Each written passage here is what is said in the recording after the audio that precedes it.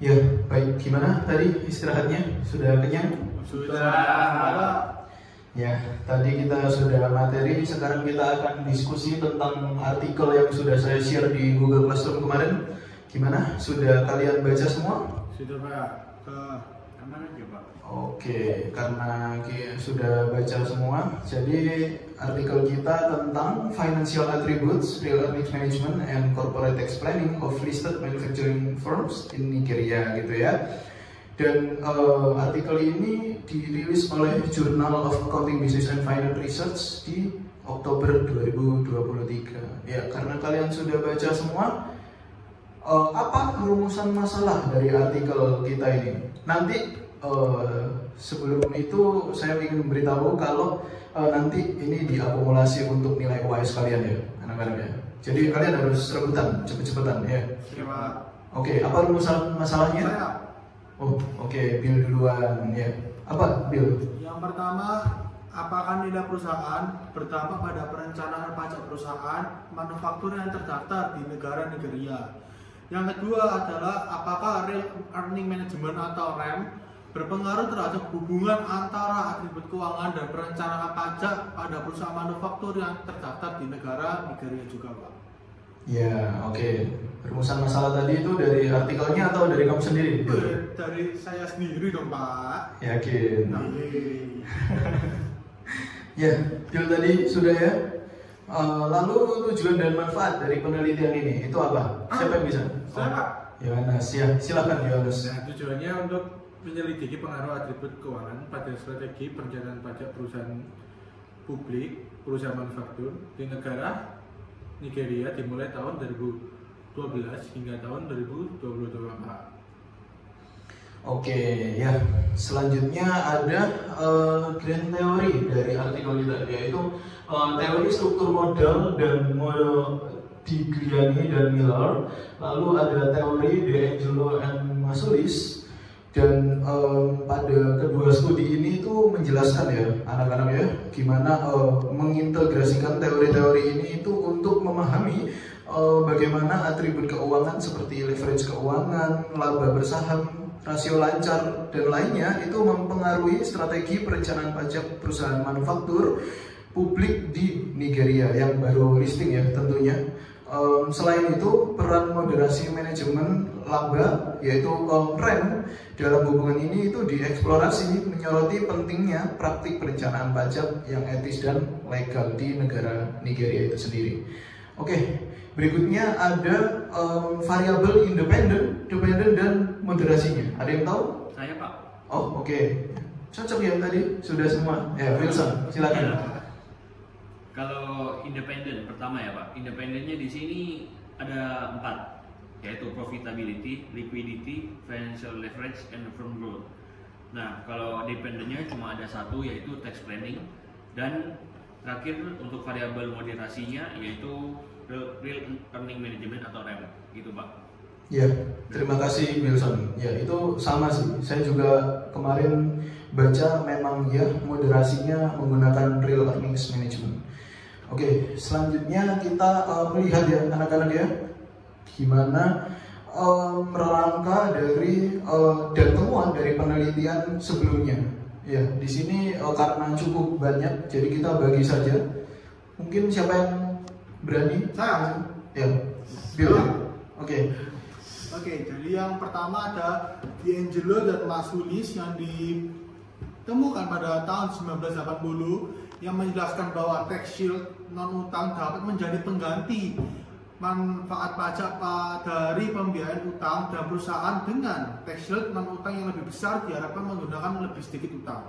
Kemudian yang kedua adalah Minik dan Noga dan Agwe dan Moradi yang ditemukan pada tahun 2015 yang menyatakan bahwa alasan utama perusahaan melakukan manajemen pajak adalah untuk meningkatkan probabilitas perusahaannya itu sendiri. Kemudian yang ketiga adalah Frank, Lynch, dan Rego yang ditemukan pada tahun 2009 yang menyatakan bahwa profitabilitas perusahaan sangat terkait dengan perencanaan pajak suatu perusahaan. Kemudian yang keempat adalah Baderson, Katz, dan Rego yang ditemukan pada tahun 2013 yang menyatakan bahwa perusahaan dengan profitabilitas yang lebih tinggi melakukan perencanaan pajak dibandingkan dengan perusahaan dengan laba yang rendah, Pak. Seperti itu. Oke, ya, terima kasih Bill bantuannya.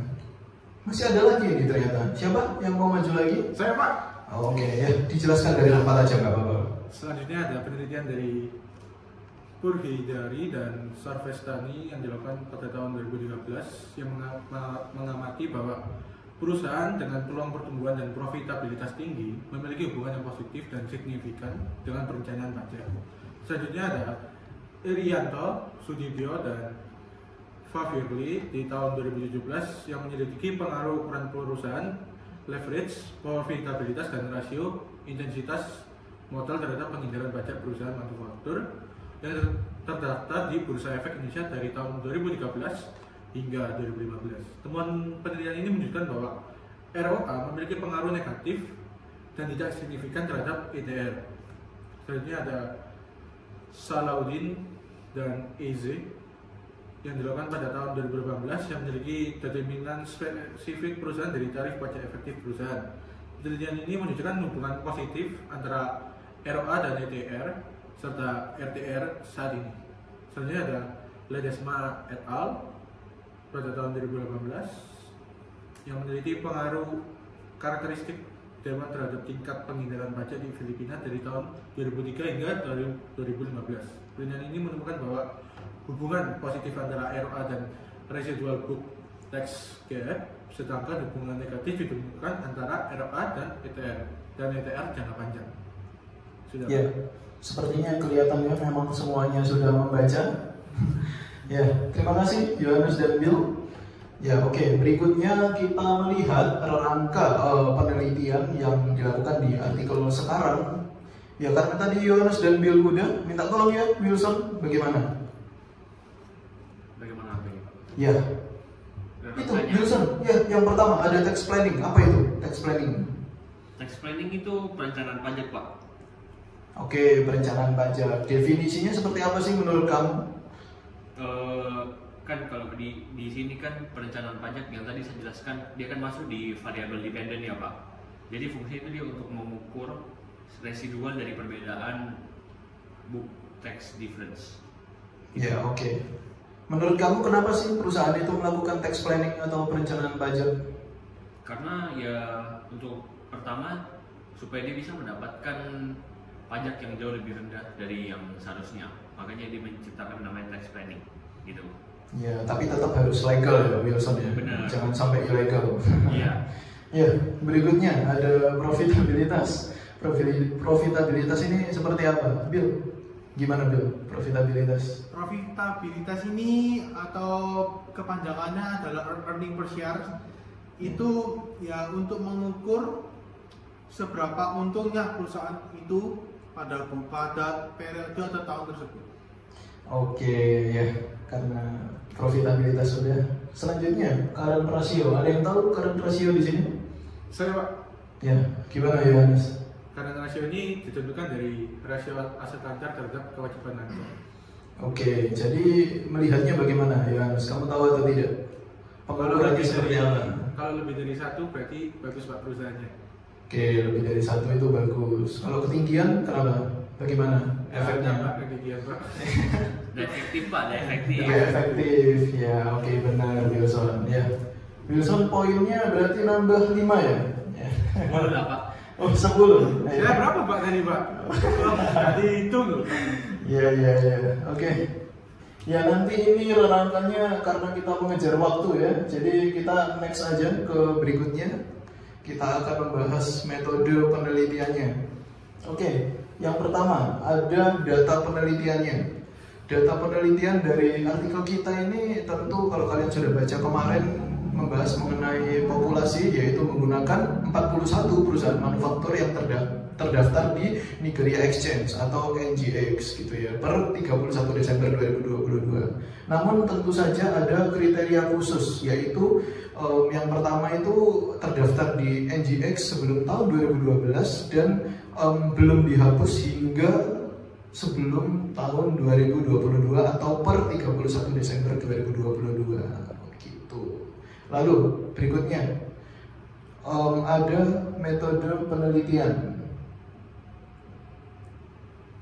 Ya. Ya, kalau metode Bagaimana? penelitiannya itu sama sih yang kayak tadi Bapak jelaskan ya. Iya. Kalau untuk research datanya itu kan diambil dari 41 perusahaan manufaktur yang ada di NGX yang berkisar tahun 2012 sampai 2022. Jadi siapa ya nama penulisnya ini? Si Salisu dan Udin. Iya. Itu dia kan meneliti perusahaan manufaktur dari tahun 2012 sampai 2022, sehingga yang ada itu hanya tersisa 41 yang masih bertahan hingga 31 Desember 2022 gitu. Jadi di collect datanya cuma dapat 41 perusahaan manufaktur. Sedangkan kalau analisis toolnya dia itu menggunakan yang namanya Panelist Square Regression. Nah, Panelist Square Regression ini digabungkan dengan correlation analysis untuk analisis toolnya, untuk mengukur yang namanya text planningnya gitu. Sedangkan untuk software dalam mengukur metode penelitiannya, yaitu dia menggunakan ini hanya pendapat pribadi ya Pak, yaitu Iya. menggunakan Avios ataupun Stata menurut saya. Jadi Iya, kenapa? walaupun di jurnal tidak menyebutkan kalau menggunakan software apapun, tapi menurut saya sih dia memakai Avios atau Stata karena ya dilihat dari dia meneliti data yaitu manufacturing companies yang ada di NGX gitu Pak. Oke, ya terima kasih ya Wilson. Saya cukup setuju dengan Wilson. Meskipun memang software yang di artikel kita ini tidak disebutkan aplikasi apa atau software apa yang digunakan, namun saya rasa alasan Wilson cukup masuk gitu ya buat saya. Oke, berikutnya ya waktu semakin dekat ya. Kalian udah mau pulang atau belum ini? Belum. Oh, oke. Sesuai. Masih semangat ya? Oke, berikutnya ada gambaran umum atau hasil penelitian ya. Gimana ini? Saya bantu ini aja ya. Saya bantu jelaskan di mana penelitian ini sebenarnya mempunyai pengaruh positif dan signifikan terhadap strategi perencanaan pajak pada perusahaan manufaktur yang terdaftar di Nigeria.